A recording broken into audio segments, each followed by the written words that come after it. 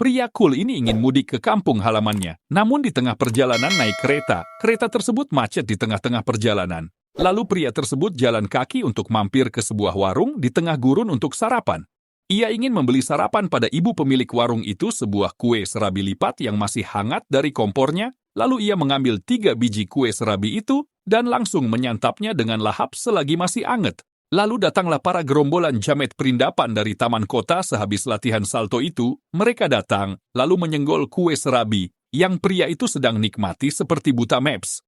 Mereka semua memesan kopi serenteng dan semua jajan, walaupun masih tetap kasbon juga. Lalu pria itu mengambil sisa kue yang jatuh itu untuk meminta para jamet untuk meminta maaf padanya.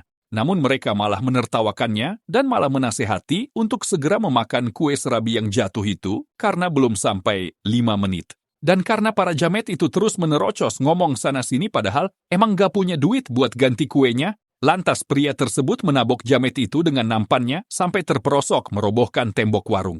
Dan pria itu lalu bersabda, barang siapa jika tidak punya duit untuk membeli jajan di warung, maka ya kerja sana goblok.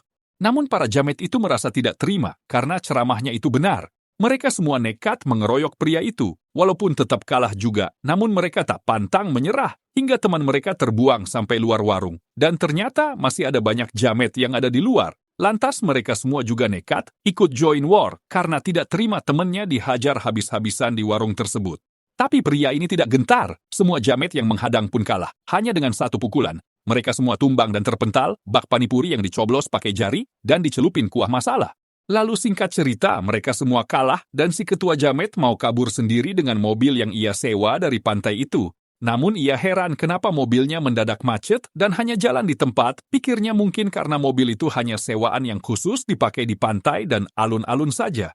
Lantas si ketua jamet itu kaget ternyata mobilnya hanya dipegang 1 tangan oleh pria itu.